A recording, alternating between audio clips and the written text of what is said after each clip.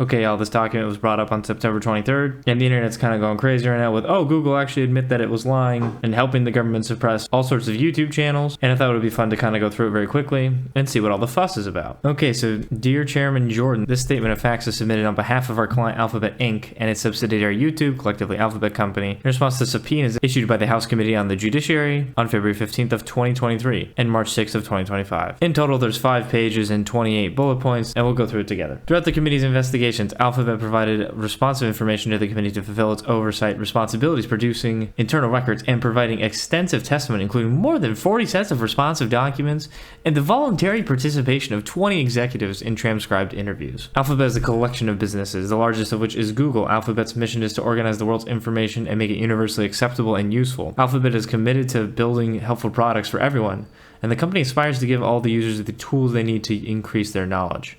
Okay, what the fuck is this? Alphabet's mission is to organize the world's information and make it universally acceptable and useful. Organize the world's information. For a bunch of lawyers, isn't it better to say Alphabet's mission is to provide the world with information rather than organize it for the other people to have? Little sus. Again, this is my first time reading this. It's important in today's day and age that when people upload a bunch of shit, you probably want to read it for yourself, especially if it's only like 5 pages like this. And yes, I get there's a lot of documents that are like 1,000 pages, 500 pages. I mean, who the hell has time to read that, right? But at least the short ones, you can do your due diligence and try to read it for yourself. The company is committed to doing its part to keep the digital ecosystem safe, reliable, and open to free expression. Free expression. Alphabet designs its product to work for everyone. Bias towards a particular viewpoint is not with the company's values or the company's business interests.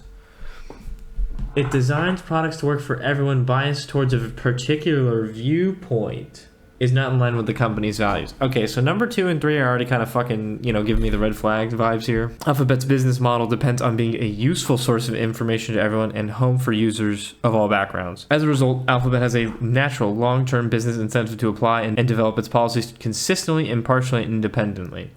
I'm glad we're getting the mission statement here. Why don't we cut the crap and get to the real stuff? The company appreciates the accountability from the House Judiciary Committee, led by Chairman Jim Jordan, and its critical role in advancing the core American value of the freedom of expression. The company has a commitment to the freedom of expression. The commitment is unwavering and will not bend to political pressure.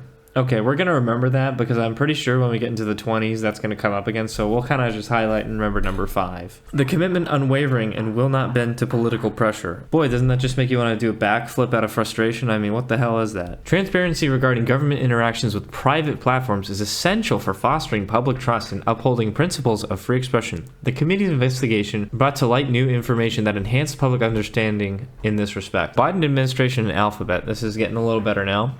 The COVID-19 pandemic was an unprecedented time in which online platforms had to reach decisions about how to best balance freedom of expression, including responsibility with respect to the moderation of user-generated content that could result in real-world harm. Okay, so we kind of see what they're saying here. Senior Biden administration officials, including White House officials, conducted repeated and sustained outreach to Alphabet and pressed the company regarding certain user-generated content related to the COVID-19 pandemic that did not violate its policies. While the company continued to develop and enforce its policies independently, Biden administration officials continued to press the company to remove non-violative user-generated content. Okay, we're very aware of that, and I'm glad that they told the public about this right in 2020 when it was happening. Like, hey, they're really coming after us. We need help, right? They totally did that, and they're not doing that 5 years later, kind of covering their ass when their pants are down, right? As online platforms, including Alphabet, grappled with these decisions, the administration's officials, including President Biden, created a political atmosphere that sought to influence the actions of platforms based on their concerns regarding misinformation. Boy, if I got $1 for every time we heard misinformation in the last 5 years, I'd be a trillionaire. It is unacceptable and wrong when any government, including the Biden administration, attempts to dictate how the company moderates content, and the company has consistently fought against those efforts on First Amendment grounds. Okay, what the fuck is this? You mean to tell me Google was consistently fighting and advocating for First Amendment rights? How many people have been taken off of YouTube on the grounds of misinformation and the moving goalposts that are the community guidelines? I mean, it just feels like it's innumerable at this point. I feel like what's almost going on here is like 3 different people wrote all 4 of these, and then they got together and they just kind of stuck them on there without actually looking at it, because this is like ridiculous. YouTube, everyone's favorite. YouTube's mission is to give everyone a voice and show them the world.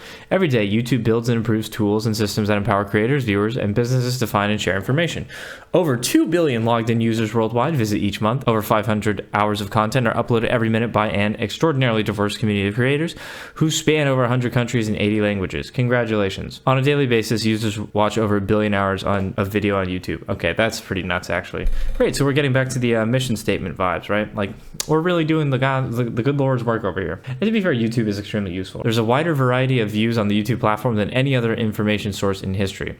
YouTube will strive to foster self-expression on an array of topics as diverse as its user base to nurture a thriving creative and information ecosystem to be an engine of economic opportunity. Okay, we're kind of getting back to this point again, right? They're trying to say like, oh yes, we're going to have a nice and wide array of topics with self-expression. You can say whatever you want because YouTube's doing all these hours and they're helping everyone. I mean, this is just like almost painful at this point. YouTube strives to foster self-expression on an array of topics as diverse as its user base. Okay, well, for all that diversity that they're saying we have diversity of thought, they really did a great job at axing like half the internet and a lot of their content creators over COVID, especially, and really the last 5 to 10 years with all sorts of political stuff, especially with Trump. Do you guys remember when Donald Trump was on the Joe Rogan podcast?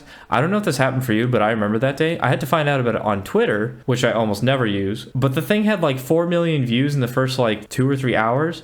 And it wasn't even recommended to me. And we get to all the comments, and within the first like day or 2 or maybe 3 days, it had like over 5 or 8 figures in like the millions of views or something. And it's mind-blowing to me that the video was obviously going viral and it was just never put on YouTube by my home recommendations. I kept getting recommended other stuff. Like, yeah, maybe that viral video that's going crazy is kind of important and getting a lot of attention. YouTube creates new economic opportunities for artists, creators, podcasters, journalists, and small businesses to share their creativity and products in the United States and across the globe.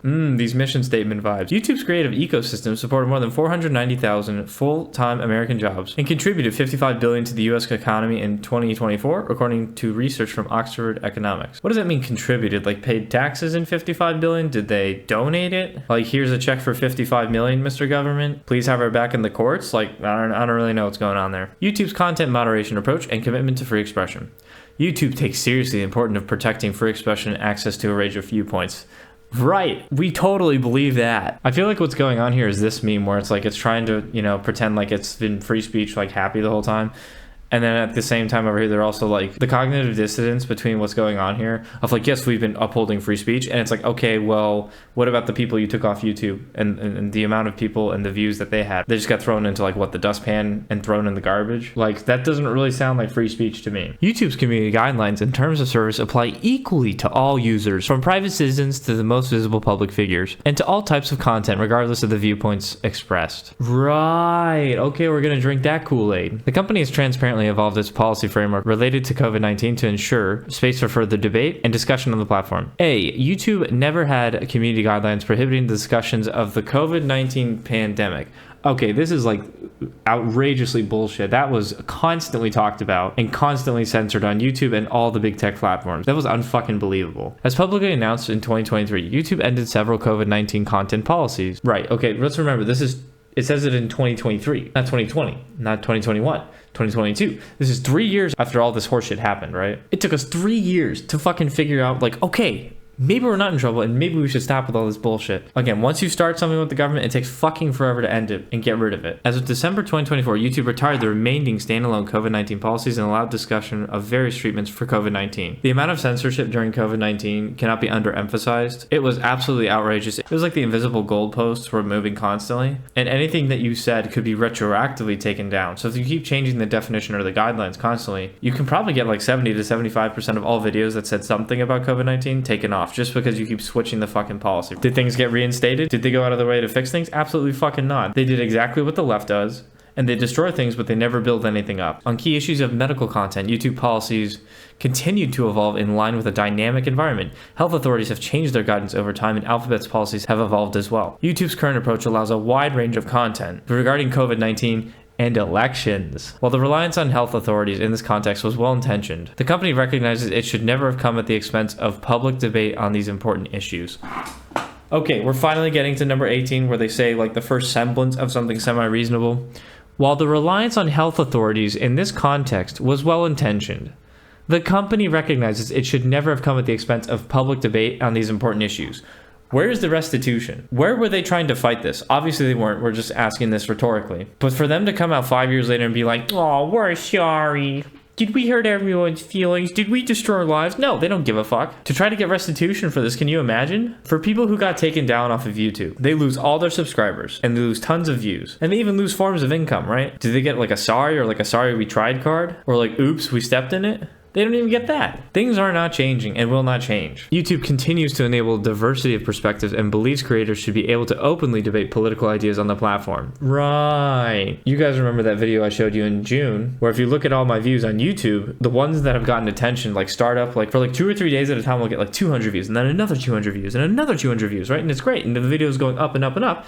And then someone turns off the kill switch and then it just like flatlines. It gets like 15 more views for the rest of all time. And that's that. So now we're going to try to read this with a straight face again. YouTube continues to enable a diversity of perspectives and believes creators should be able to openly debate political ideas on the platform. In June 2023, YouTube sunsetted a policy to allow for discussion of possible widespread fraud errors or glitches occurring in 2020 and other past US presidential elections. Oh, great. In June 2023. Well, it's a good thing we can talk about the 2020 election. Hey, it only took 3 years that time to get us to the topic where we're allowed to talk about it. Let's not actually talk about the election in real time in 2020. If we ban everyone for 3 years from talking about it, by the time 3 years goes by, everyone's going to forget about it. It'll be a thing of the past, right? What they should really say is YouTube's community guidelines in terms of service apply equally to all users, from private citizens to the most visible public figures, and all types of content, regardless of the viewpoints expressed, 3 years after the fact, or 5 years after the fact, right? You can debate about it 5 or 6 or 3 years later after, right? But during the event, and while things are happening, no, we don't want people to talk about it back then, right? So there's like a 3-year delay on when you're allowed to talk about it. So that should really be in like YouTube's mission statement kind of vibes here, you know? No matter the political atmosphere, YouTube will continue to enable free expression on its platform, particularly as it relates to issues subject to political debate. Political debate and discussion are in the public's interest, which is why YouTube expanded its approach to educational, documentary, scientific, and artistic content on the platform.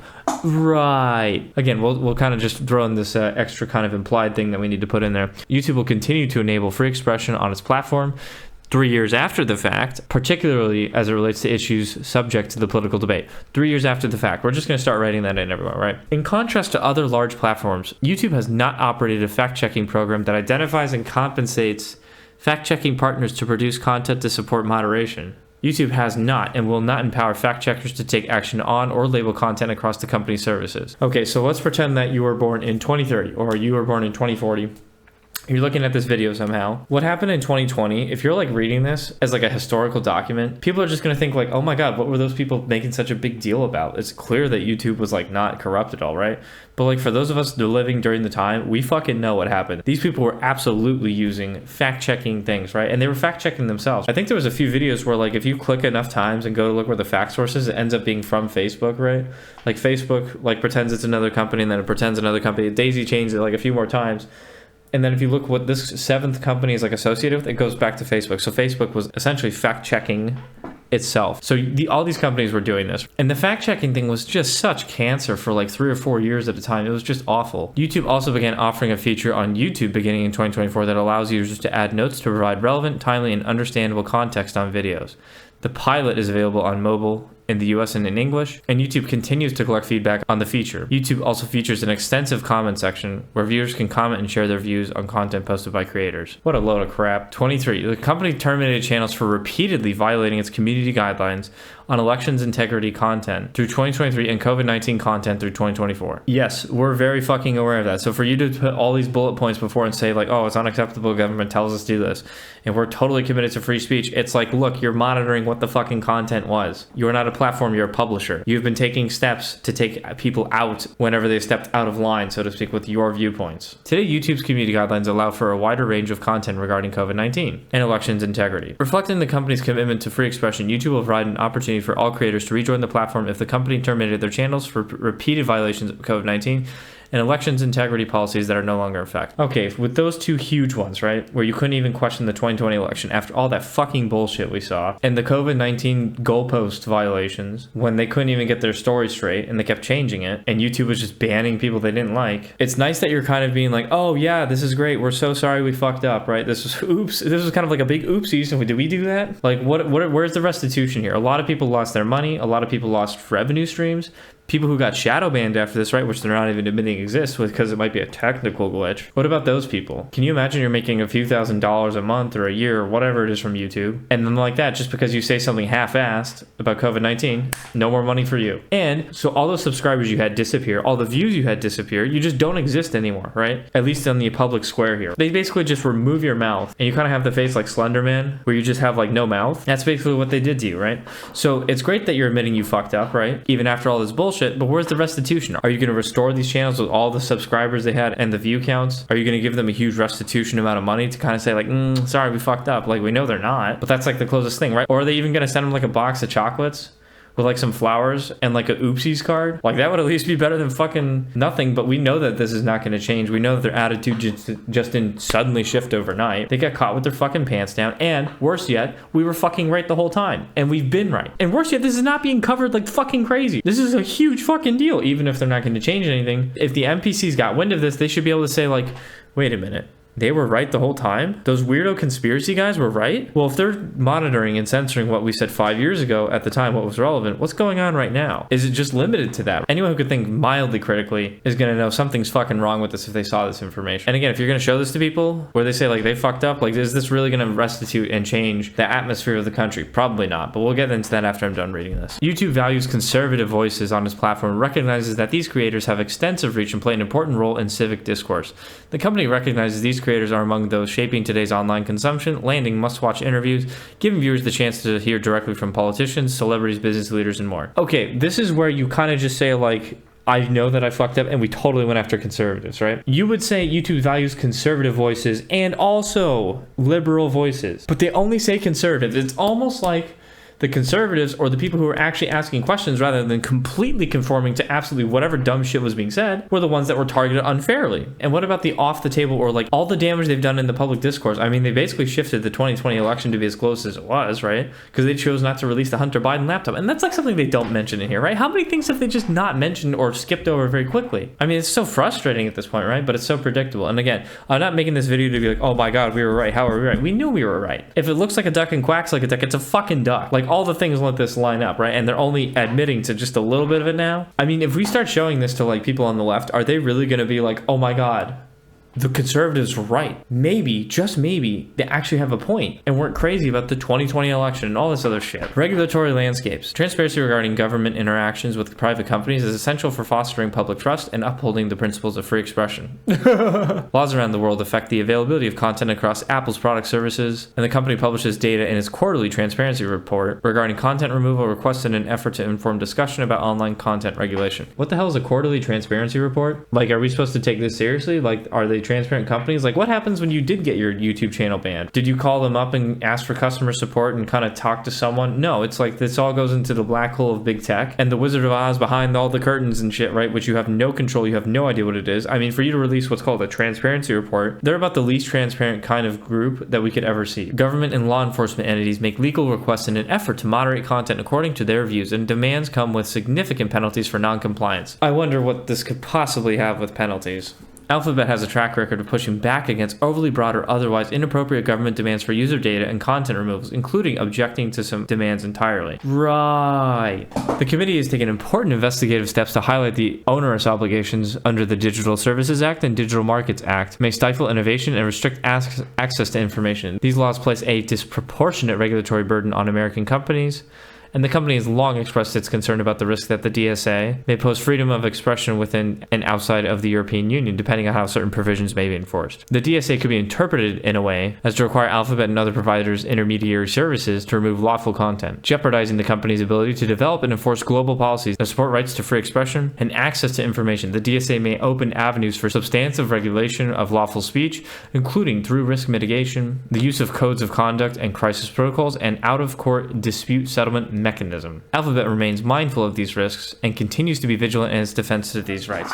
Right, like the last 4 or 5 years have been really vigilant. Yeah, we're totally going to believe that. Finally, the waiver. In providing this information, the company does not waive, nor does it intend to waive any of its rights privileges, including any applicable attorney-client, work product, or other evidentiary privilege, or any objection to the committee's request or the subpoenas. The representations herein are based on reasonably available information and are not intended to and do not capture all information related to the company's request or the subpoenas, nor are they an exhaustive description of the information discussed. Okay, that went on a little longer than I thought, but I thought we could at least go over the document together. So here's some things we knew that were going on in 2020, and they're admitting it 5 years later, right? So between 3 to 5 years is kind of when they will decide to be like, oh, we were kind of lying about that whole thing, right? This is all fucking bullshit. And the worst part of this is it's not going to fix anything. Like, if we start showing the left, like, hey, you guys were censoring us, go fuck yourselves, like, can we get a little bit of like at least like an apology and some credit where credit might have been due? They're not going to bend to this. They're extremely conformist, and they'll never say something like us to us, oh man, you know what, I was supporting Charlie Kirk's death, but I wonder if maybe this was all kind of an agenda of some sort rather than me just being glued to my ideology.